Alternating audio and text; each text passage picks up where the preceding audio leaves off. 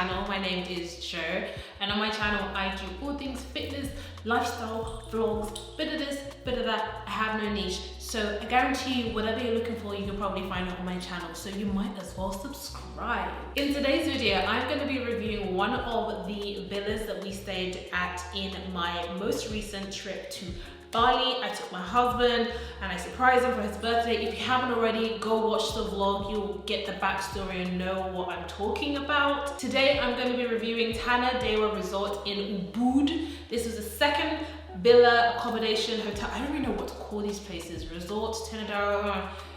Anyway, the second place that we stayed in Ubud. And I have to say, from the jump, when I was booking all these accommodations, this was the one I was looking forward to the most.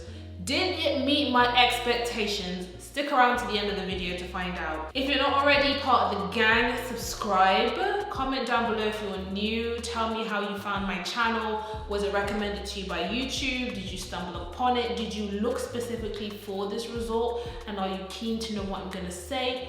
Or are you just a day one showing me some love? Let me know how you found my channel. In any case, let's get into it. As I have been doing with all the villas and accommodations that we've stayed at, I'm reviewing them against the same factors: the price, the location, the customer service, the food, and the aesthetics. Tanadewa Resort is in Ubud. However, unlike Bisma where we stayed prior to that, this is further out from central Ubud. It's a little bit on the outskirts, but they do have a bus shuttle service every day that takes people into the town. I never used it because we had a driver that was taking us about for all our activities, but I do know that the hotel has a shuttle service. I think it runs maybe 3 or 4 times a day, so don't let the location put you off if you're trying to go into central.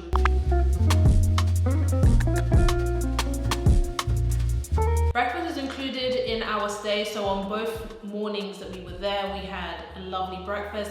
Their breakfast style is a mixture of a la carte as well as buffet. So your condiments and your basic stuff, so like your toast, fruits, your juices, salads, things like that, that kind of go on the side, were a buffet style. So you could go have as many slices of toast as you want, you can have as many glasses of juice as you want, you can have as many bowls of cereal as you want.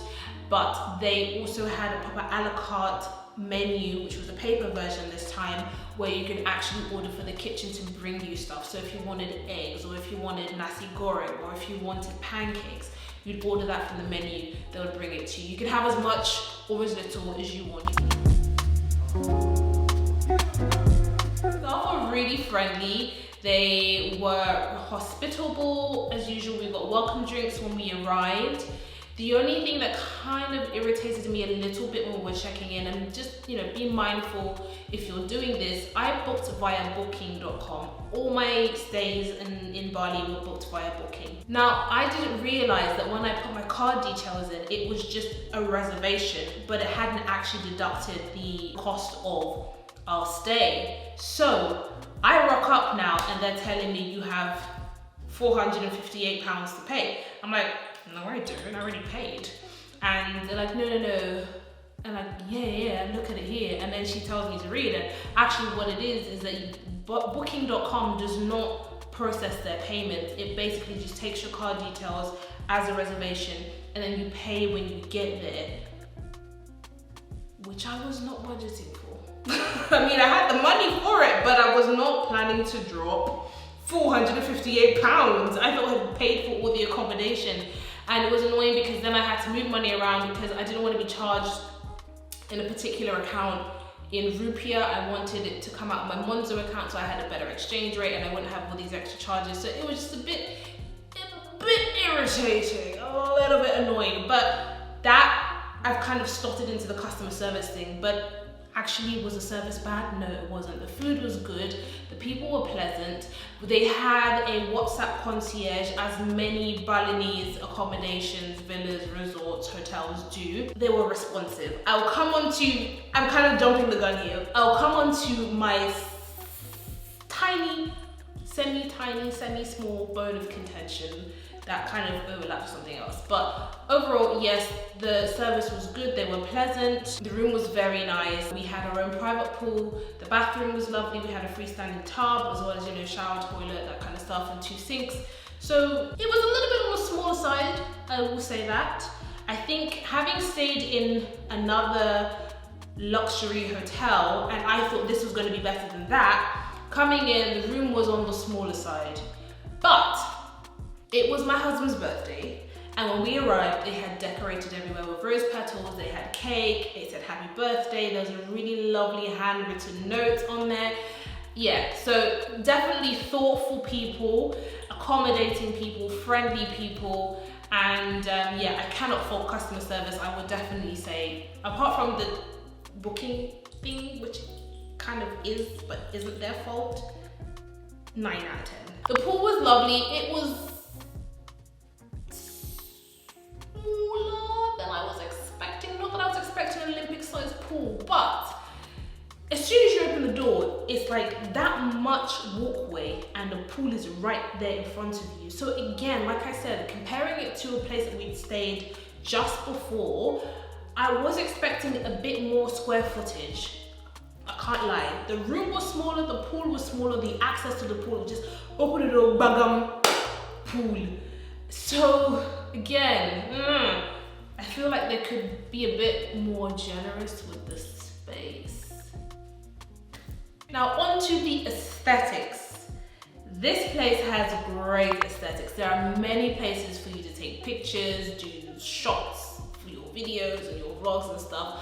I really liked that they had Balinese artwork, Balinese folklore. There was one place in particular on the way to the elevators, and it had like a massive piece of artwork on the wall, and they had a text explaining what it was, and I thought that was really interesting because it brought culture to you, so you couldn't miss it. And they had other pieces just in different corners where you could sit down, and it was really lovely. I think a lot of thought went into it. The room is nestled in like a valley. Nestled is the best word for it. It's really lovely, really green, beautiful views. I'm so glad that we have drone footage because we wouldn't have seen how glorious this looks. And again, maybe because I'm in my plant era, I really appreciated the massive leaves and the greenery and the plants. Lastly, let's talk about the cost. As I've said already, we paid £458 for 2 nights.